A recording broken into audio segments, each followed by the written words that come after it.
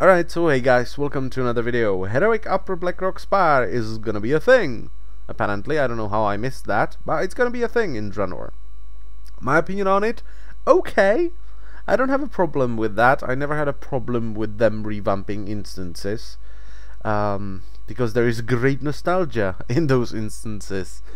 And I'm kinda happy to see Blackrock Spire becoming something more than it is right now.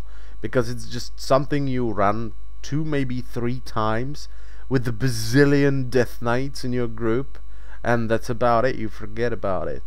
You know, and it used to be the first raid experience for people.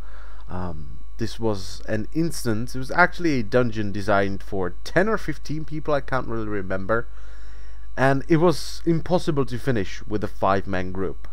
Okay, with the gear level you were supposed to go in at, it was just impossible. And I'm not even talking about the last boss requiring at least 2 tanks, preferably 3.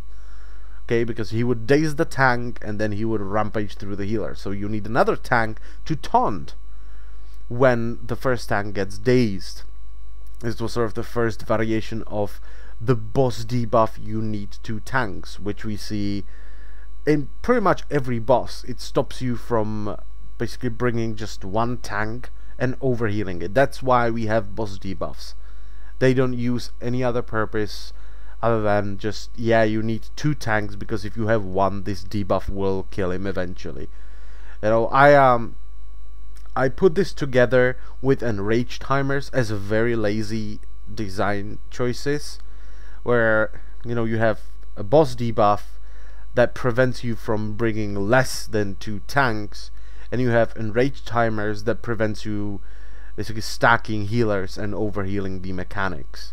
I just, you know, if you have a boss debuff and a very tight enrage timer, I find that very lazy indeed, because there is nothing, you know, challenging about that. You just need to meet the DPS requirement, and it's a massive gear check usually. Look at Garajal's Spirit Binder. Okay, that kind of a boss, you know, I find that very lazy, and it's from a design perspective. But let's talk more about Upper Blackrock Spire. The famous Leroy Jenkins video, yes, that's one thing that happened. It's actually behind that door on the right. This is the room where it happened, and the next room, I suppose. But you also have the Blackwing Lair instance portal, where this used to be a common thing. You know, Blackrock Depths has the Molten Core portal. Upper Blackrock Spire has the Blackwing Lair portal. So you either had to run 40 people through Upper Blackrock Spire. I do believe chunk by chunk you couldn't fit 40 people into this instance, so you had to do it separately, which was annoying. Or you had to finish a quest which involved killing the last boss of this instance, which enabled you to place your hand on an orb outside of Upper Blackrock Spire, and it would teleport you to Blackwing Lair. Because, as I've said, running 40 people through a dungeon to get into a raid wasn't that much fun. One of the bosses in here is called Beast, and it's a core hound. And you might remember another core hound called Beauty in Blackrock Caverns. Yes, this is her mate. The cute little corehound puppies that you have to kill are Beast's children. And he has eaten a gnome, for which I like him. And generally this dungeon was just challenging, and it was supposed to prepare you for raiding, which was a great thing. And I do believe in Lower Blackrock Spire is where you get the plans for Arcanite Reaper! Ho! Yes, a weapon that eventually was turned into an heirloom, but I believe that you can still get the original plan and make the original Arcanite Reaper, which is a 2-handed axe, for those of you who don't know. Now, the only thing I'm afraid of with this revamp, and with pretty much every revamp they do, is will it end up being yet another Scholomance? And don't get me wrong, the new Scholomance, it's probably still my favorite Pandaria dungeon, but it's just a patchwork, cut-out version of the original one. Now, this might not happen. My reasoning behind that being that UBRS is about 1/3 in size of the original Scholomance, but still, you know, they might cut out a couple of rooms, maybe a boss fight here and there, which would not be that great. and I kind of understand why they did it. I'm not happy with it, because nowadays people can't spend half an hour in a dungeon because of reasons, I guess. But the original Skullmans would take you over an hour to complete. There was a buttload of bosses. There was just so much trash.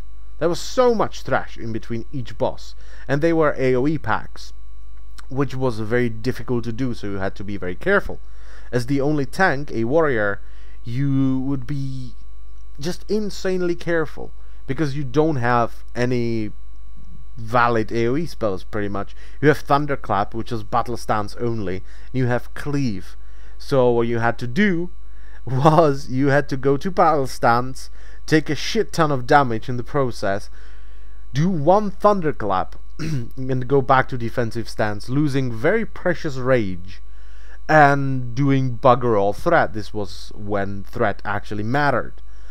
Thunderclap did fuck all threat, so your healer would heal you 3-4 times, and if you don't have Thunder Armor on each mob, they would just run after the healer and they would one-shot him.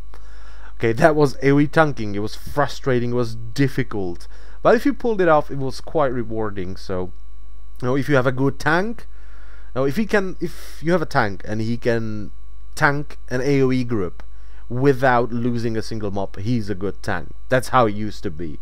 Okay, nowadays you just Thunderclap once as a warrior, maybe you Dragon Roar, and you have everything glued to you for the rest of the encounter.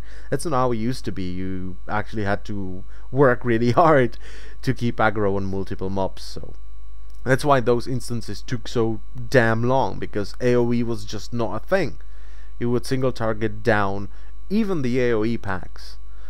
So it would take a very long time, which is not the case with Upper Blackrock Spire. The pulls are quite small, and the instance generally is not that big, so it might not end up being yet another Skullomance, you know, a patchwork version, a very butchered version of the Upper Blackrock Spire. So I'm interested to see what they do with it, and I want you guys to tell me what you think about it.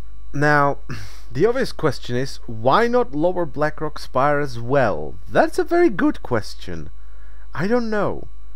I really don't know. They're revamping Upper Blackrock Spire and they're gonna leave Lower Blackrock Spire untouched.